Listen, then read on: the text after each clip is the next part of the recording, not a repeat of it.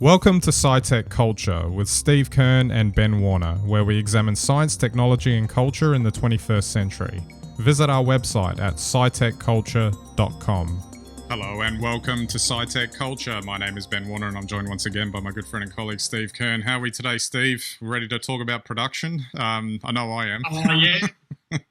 So am I. I feel inspired after watching the clip for BTS. Yeah, absolutely. Well, so as an overall thing, it got me once I watched this Unbox Therapy clip where they took a tour of the studio. It's a year old, but I think it's still obviously relevant because they're still using it.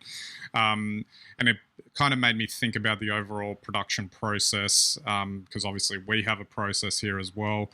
It's obviously nowhere near to the scale that these guys were going at, and you know I couldn't help but obviously drool over everything that they had set up. Effectively, if you watch any of the videos now, obviously he's providing an opinion on reviews on tech gear and that sort of thing, but it's really just a one camera, one frame setup, not unlike what we're doing now, but it's just so perfectly calibrated with all the equipment, etc. That and I think what was the most impressive, although it's probably a little bit more difficult than what I guess they were suggesting, was they were trying to get as close as possible to it just being press a button and the whole thing fires up and they can just record. And that was the most impressive thing. And I would think if you've got the resources to be able to put something like that together, you'd want to do that because it was really, really impressive. Oh, yeah. Look, as an old school television person who's worked in studios, to see their setup, it was just really, really blown away and impressed. I mean, they've taken traditional, I think, studio sort of production to a whole new level. And I'd say probably with the exception of the major networks in the US and probably some of the Asian networks, they're probably ahead of everyone else. It's incredible the fact that the way they built their sets and the control they have over their sets, is just astounding. And so, it's horses for courses.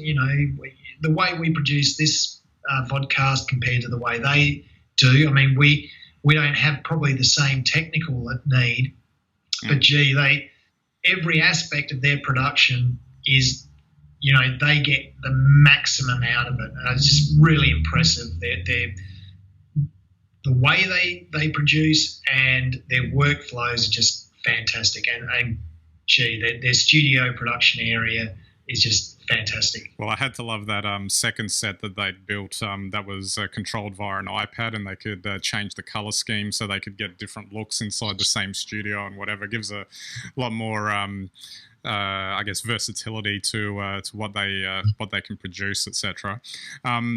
Just staying on that for a second, the one thing that kind of jumped out at me, and I guess cameras are a very important aspect of this. For us, we've got cameras on us, although the audio is probably the more important aspect of it, because mainly, if you're watching us, it's just talking heads, obviously.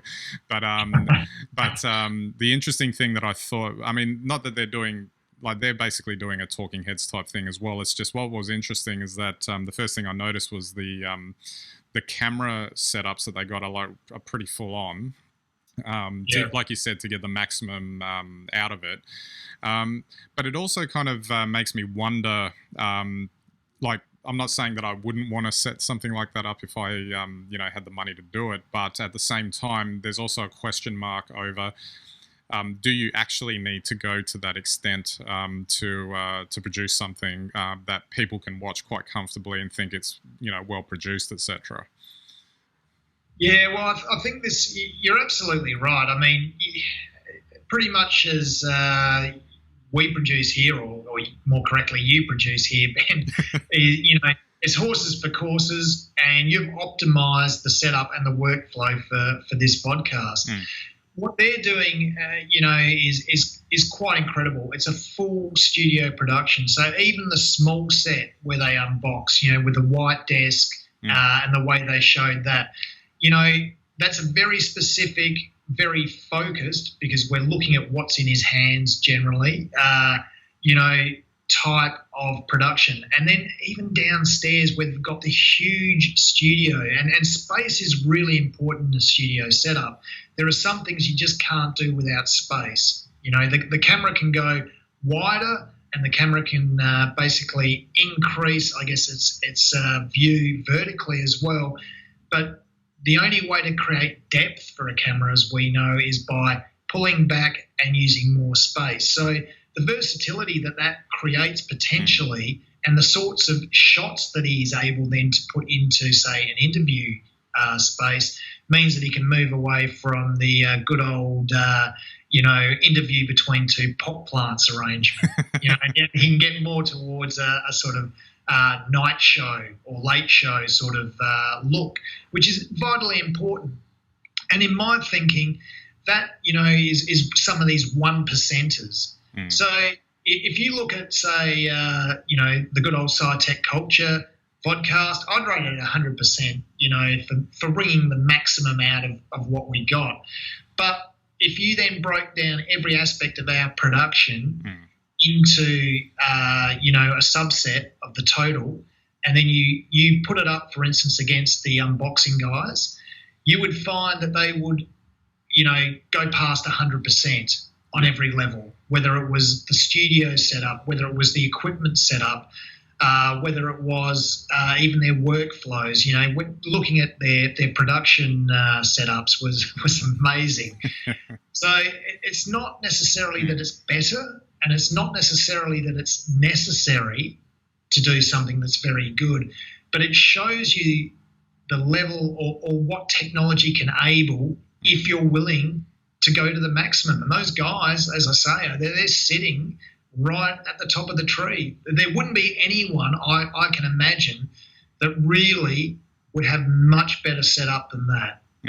And just as if you want to drill down to like a specific example that popped into my head, I'll come back to the cameras in a minute, but an example would be sound recording. So even though we've refined this process to a point where we're getting pretty good audio, we still are not, I'm not in a soundproof studio. I'm still picking up errant sounds every now and then, but for the most part, it's not really that noticeable in the final product, and can be corrected, etc. afterwards. But those guys have gone to the extent that they're not getting anything there. It's crystal clear, perfect audio right out of the box, which they may post process later, who knows? But it's that sort of thing that really yields the difference, and that's which I was kind of envious of watching it. But having said that, I just wanted to move back to the camera thing, and we were just talking about this briefly before we got on, that obviously they were using some serious rigs in there, and they were really good cameras to play with. But at the end of the day, I was trolling back through our episodes just to see when we started to use different types of equipment, etc. Like, as a fun fact, this microphone which dramatically improved the audio quality, at least my ability to manipulate it afterwards and make it sound better, that got introduced, I think, at the end of 2012. So that's how long I've been using this thing. I could probably upgrade it and get a better, smaller, more, one that might be easy to use, but there isn't really a need at this point. But the other thing, and I thought was crucial, was the transition to using iPhones to record the actual video as well, which hadn't necessarily occurred to me back, and I think it was around 2013 that happened, when the last official camera that I had died and couldn't do it anymore. But the thing is that you've got iPhones now and other smartphones too, that can produce video in 4K with relatively little hassle. And the thing that is interesting is that, he had like those full-on cameras, the lighting rig and everything.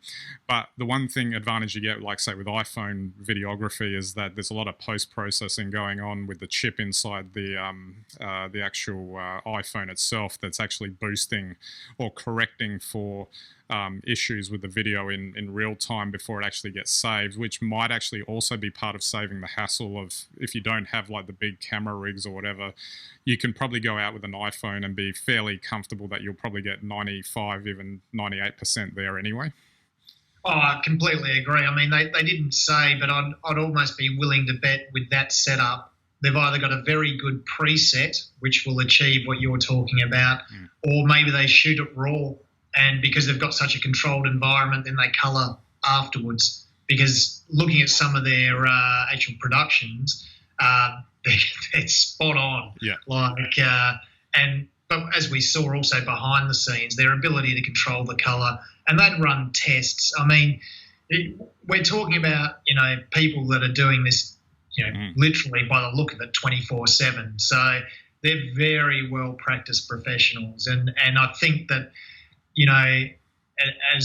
as we're probably familiar with aspects of that sort of professional production standard, it means they're continually working at it every day. And so probably a lot of the things that we have to deal with when we set up a camera once a week or go out on a shoot, that we don't do every day, then, you have to build in, some of these corrections. I think for them, they'd be constantly tweaking, or they'd have such good benchmarks and preset standards that they, probably within that their controlled environment, they know all the hums and pops that they might get audio-wise, and they probably also know all of the colour corrections they need, so all the technical corrections as well. But I mean, blown away. They're amazing. Yeah, absolutely.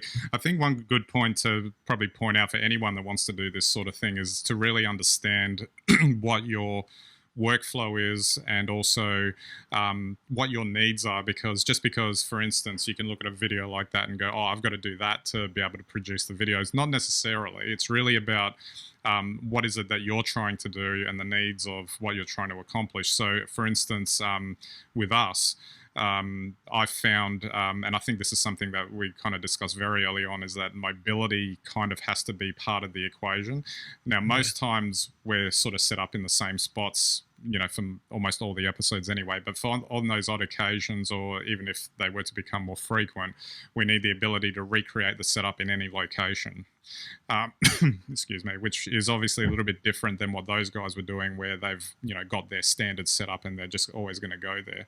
So refining the workflow for us with a more mobility sort of framework leads you to things like shooting on iPhones, having lightweight microphones to carry around, being able to, have a MacBook or something to hook up to very easily, iPads to look at for notes or whatever, and being able to just literally replicate that setup in any location. So, for instance, and as an example, usually our end of year videos, we're normally together, and that setup is actually a different setup to what we would normally do on a weekly basis. It's that flexibility that we need. So it's really important to understand what it is you're trying to get out of it.